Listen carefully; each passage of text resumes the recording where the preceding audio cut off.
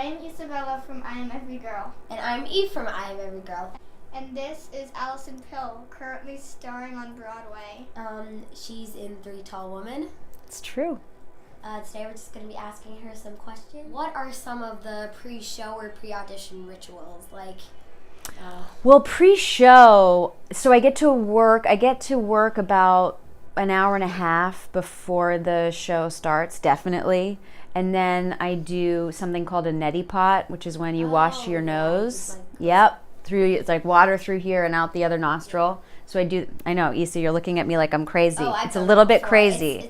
It's good for your sinuses. It clears them up. It clears them up. You pour water in one nostril and tilt your head, and then water comes out this nostril. Because it follows. I know, it feels weird, and it feels weird. It's kind of like, whenever you get water up your nose, it's really funny, but it literally washes your sinuses, so that it helps with voice. Yeah.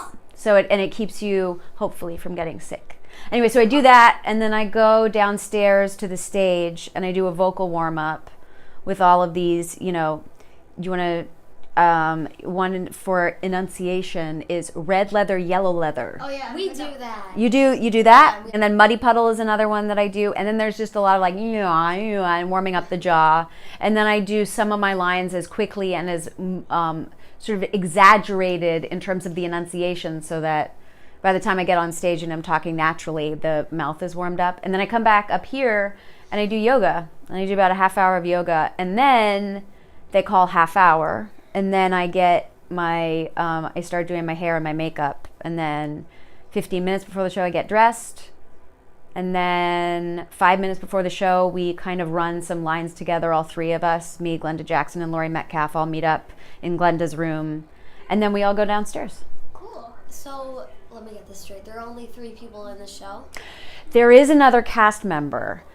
His name is Joseph. He doesn't have any lines, and his role is kind of kept secret until, they don't even put his name in the program until afterward. Like they give a little handout so people know who he is, but it's kind of a surprise when he shows up in the show because he plays our son.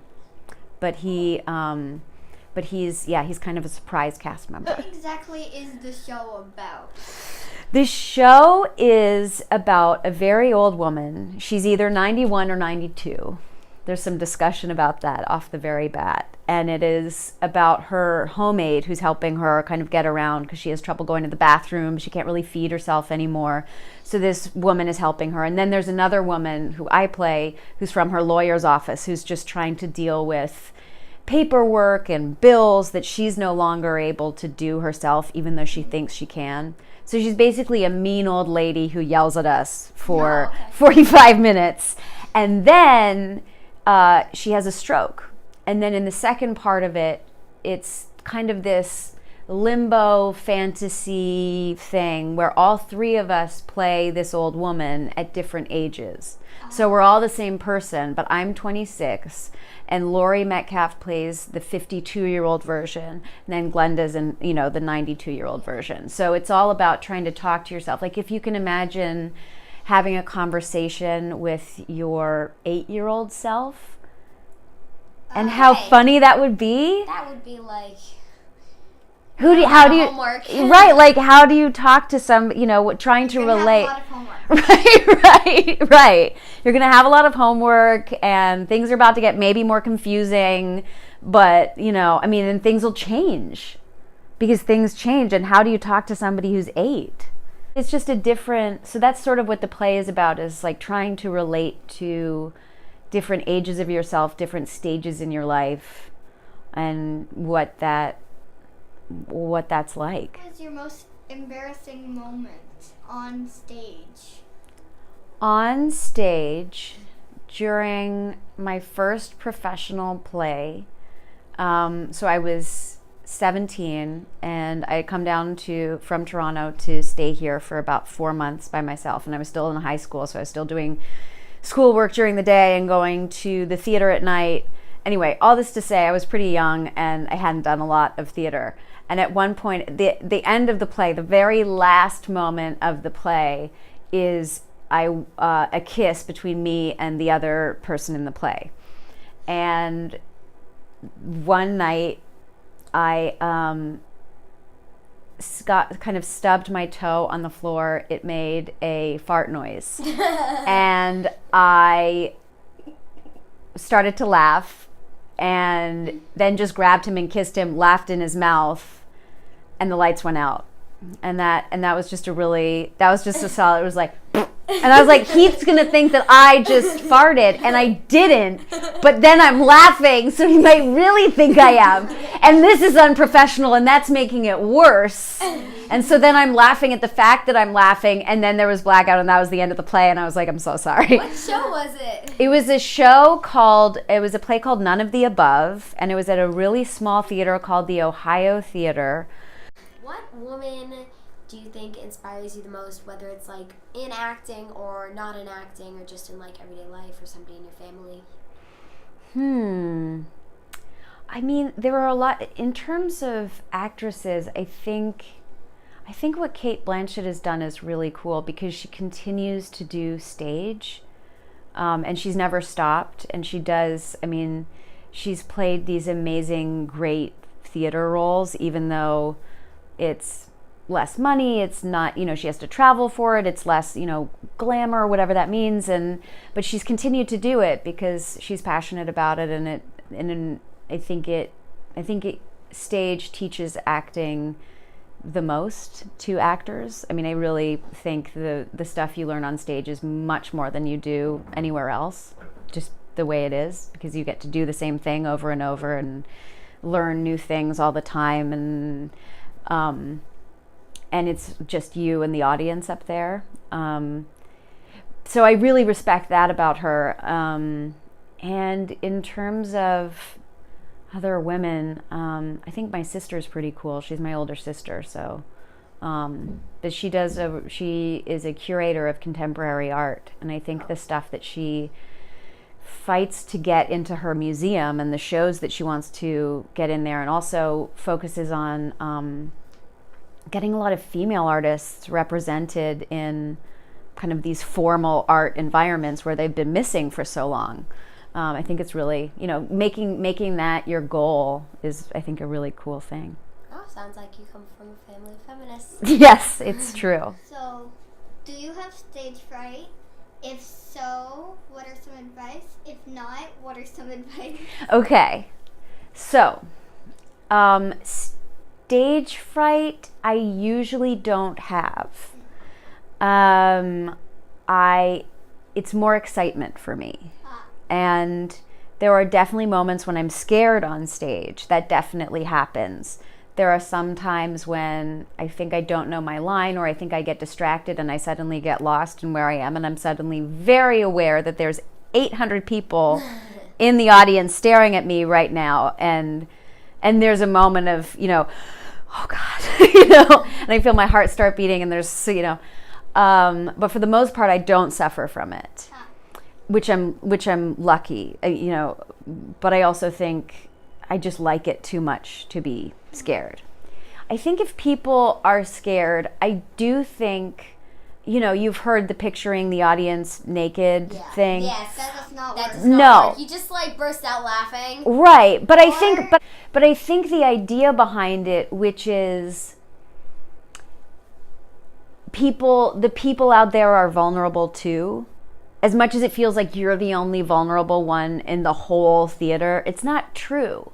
People everywhere are vulnerable all the time, and you just don't always see it. You don't always see it. And I think there's a really amazing thing that my friend and I have discussed before of just this, there's this crazy thing. If an alien suddenly came down and saw what we do in the theater, what a crazy thing. There's people up there pretending, and then there's a bunch of people who know that they're pretending, who have come to watch them pretend, sitting silently in rows, just participating in it silently. And you think about the vulnerability of that side of just being with you enough to pretend. They want to pretend. They want to watch you pretend, and they're there for that. That's what they've come for. And sort of thinking about their side of it too, it makes it, I think, a little bit less scary. And it's just, there is vulnerability on both sides of the equation. Everybody's pretending, or in that playing pretend. Yeah. what advice would you give to somebody who wants to be an actress?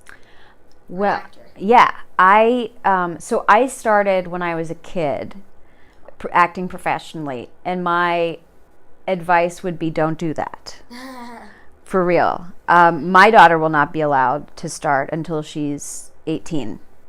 And that's for a lot of reasons, but it's just being around adults all the time is super cool, and I think I learned a lot from it, but I also wish I had had more a better relationship with peers and just learned how to be a kid. Would you suggest?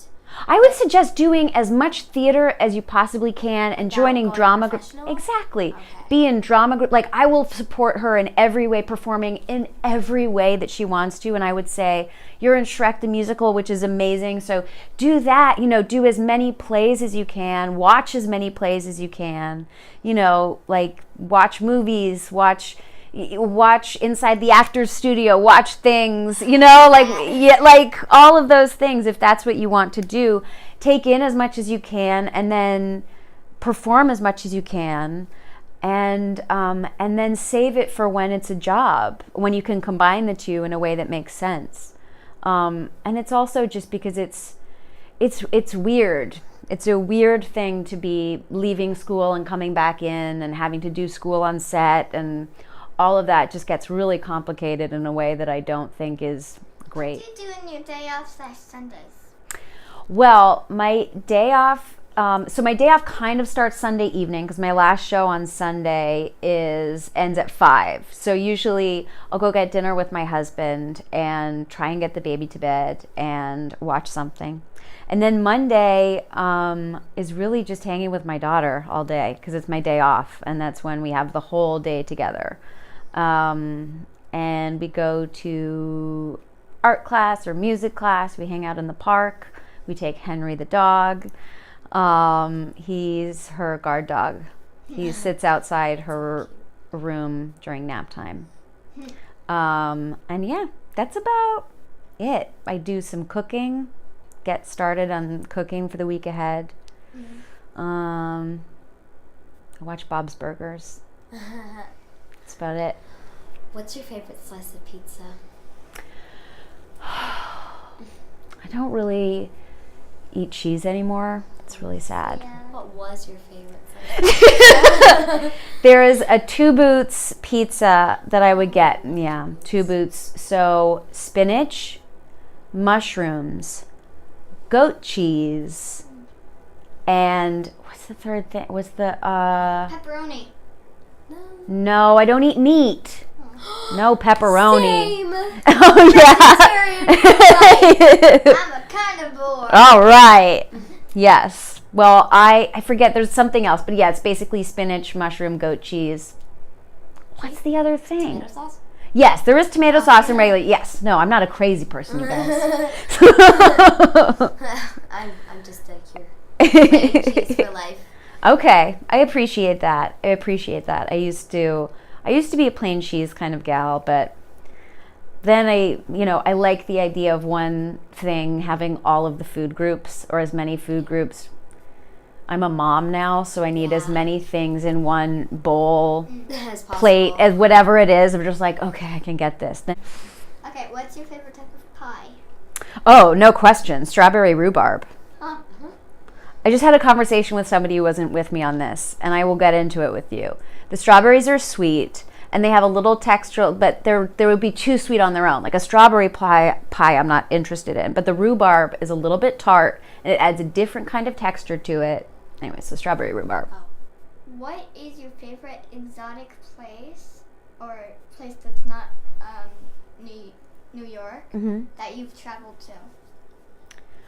I would say Prague in Czech Republic. I haven't been to a lot of places. I've been to a bunch of places in Europe, but I haven't really traveled the world. But yeah, I loved being in Prague. I loved the people. I loved the literature, and the buildings. I mean, there's this giant castle in the middle, and you climb up, and it's pretty spectacular. And you do animal sanctuaries? I support as many animal causes as I can. So there's one that there's one sanctuary that I support called Best Friends, and there's another farm. There's a farm sanctuary that I really like, and then there's also an organization called Mercy for Animals that's all about ending factory farming. Cool. So those are my favorite. Your favorite board game, and who is your favorite author? My favorite board game is Scrabble. Oh, okay. I just played it the other day for Mother's Day. That was my husband's gift to me, was taking me to a place where we could play Scrabble. I love it. Parcheesi? I've never played Parcheesi. It's like Sorry. Okay. I've heard of it all the time, but I've just never played it. I'm going to try, Isa. And my favorite author is, it might be a tie. Okay. Between Virginia Woolf and George Eliot.